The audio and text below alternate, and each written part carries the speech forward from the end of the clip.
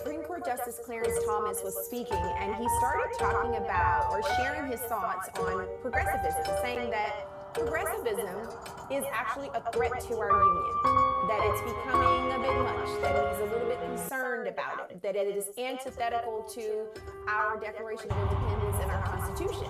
I've never seen a man who hated his race so bad, to the point where he would make sure that every door that was open for him to walk through, he made sure he closed that bitch, locked it, built a brick wall, and stuck a Doberman pincher right in front of that, so none of us could get across. Clarence Thomas is the coon from Django. Samuel L. Jackson, he played Clarence Thomas. Clarence Thomas would be the one to snitch when Harriet Tubman trying to get everybody the fuck out. He would be the snitch. I really believe that Martin and Malcolm would be in the background. I hate that now. You know, 99.9% of the time I root for us. But I can't wait for that man. I can't wait for the day they say that, you know, his clock is up. And I know this man was married to a black woman first, even though he kept it on a hush-hush. I know he was married to her first. I want to know what the fuck she said to him to make him go ahead and turn around and marry a white woman and treat black people like as if he was white. Really needs to be studied. He needs to be analyzed. Hi guys, welcome back to our channel. In case you're new here, my name is Maren and I'm Maureen. Right, so guys, in today's episode, Clarence Thomas is gonna be catching a lot of fire from the Black American community. Right, and for those of you who don't know who he is, he's one of the two Chief Justices who voted against or who voted towards watering down the voting rights of Black Americans. Right, so let's watch what we've prepared for you, and then we come back and talk about it. And we're gonna be seeing a lot of emotions in these videos, because you'd expect already in a society where you have or where you're underrepresented, people look up to those who have already gotten up here to look up, right, after their own their community's interests, right? And this judge has been often accused of working against the Black Americans' interests, right?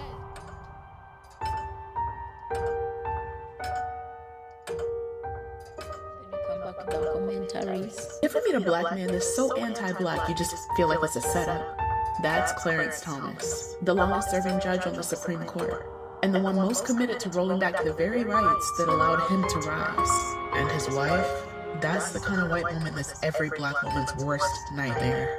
But we'll get to her. So let's start at the beginning. Clarence Thomas was born in 1948 in Pinpoint, Georgia. Dirt poor and Jim Crow raised. He grew up speaking Gullah, was raised Catholic, went to seminary, and almost became a priest. But racism followed him everywhere until he flipped. And I don't mean flipped the system, I mean flipped on us. By the time he reached Yale Law School, he started to resent affirmative action.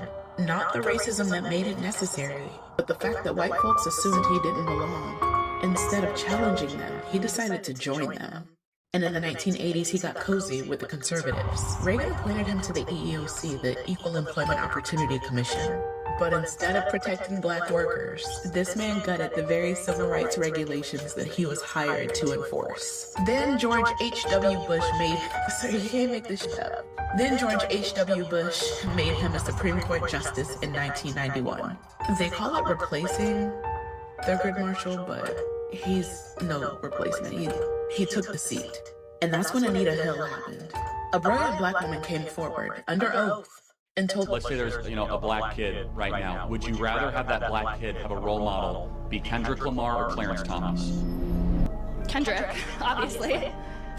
So not the black American on the United States Supreme Court. I don't think I'll ever get over Clarence Thomas ruling on January 6 cases, knowing that his wife participated in the attempted coup, or ruling on cases related to government regulations and a wealth tax, knowing he took gifts from billionaires. It's a disgrace. I don't think that there is a bigger downgrade in black history than from Thurgood Marshall to Clarence Thomas, who decided on the 70th anniversary of Brown versus Board of Education, the legislation that literally said that separate but equal was not constitutional. This guy would have the audacity to pipe up and leave a bad review. Mind you, his rebuke comes at a really interesting time. According to Axios, Thomas attacked the Brown decision in a concurrence opinion that allowed South Carolina to keep using a congressional map that critics say discriminated against black voters, which is really on brand for the Supreme Court's version of Uncle Ruckus. If you know, you know. Why it's also really interesting timing, remember how I said that Clarence Thomas was Thurgood Marshall's replacement on the Supreme Court? It was, in fact, Thurgood Marshall, the first black Supreme Court justice who was the lead lawyer in the Brown case. Going back to attempt to undo what your predecessor did, not beating the Uncle Ruckus allegations. Let's start with the Voting Rights Act of 1965. That's a good starting point. After decades of black Americans being blocked from the polls, poll taxes, literacy tests, violence, intimidation, you know the drill. Congress passed a law that said your vote will be protected and your vote will count, okay? That law was the crown jewel of the civil rights movement. Now, here's what you need to understand about how your vote gets counted or doesn't get counted. Every state gets divided into districts, okay? Each district elects one person to Congress. And whoever draws those district lines has enormous power, because you can draw them to give a community a voice, or you can draw them to silence that same community. Stay with me. Louisiana has nearly 1/3 black population. And after the 2020 census, the Republican-controlled legislature drew a map with 5 majority white districts and only 1 majority black district. Black voters sued. And courts agreed that the map was unfair. Louisiana was ordered to draw a second majority black district, and they did. A black man by the name of Cleo Fields won that seat in November of 24. Then a group of white voters sued and said, you can't draw districts with race in mind, even to fix discrimination. Never mind that that's what they had done in the first place, okay? And yesterday, the Supreme Court agreed with them, 6-3, along party lines. Now, I know what some of y'all are thinking, but don't we still get to vote? Don't we still get to vote? Yes, and here's why that's not the whole story. Imagine your neighborhood has, let's say, 40 black voters who all want the same candidate. Stay with me. But somebody splits you across 4 different districts, 10 of you in each one. Now, in every single district, your community is outnumbered. Your candidate loses in all 4. Every single person voted. Every vote was counted, and you got 0 representation. That is vote dilution, and that is exactly what the Voting Rights Act was designed to stop. The Supreme Court just made it nearly impossible to challenge maps that do exactly that. Often we hear a Supreme Court ruling, and I just did a video on one yesterday, but we don't really talk about the justices.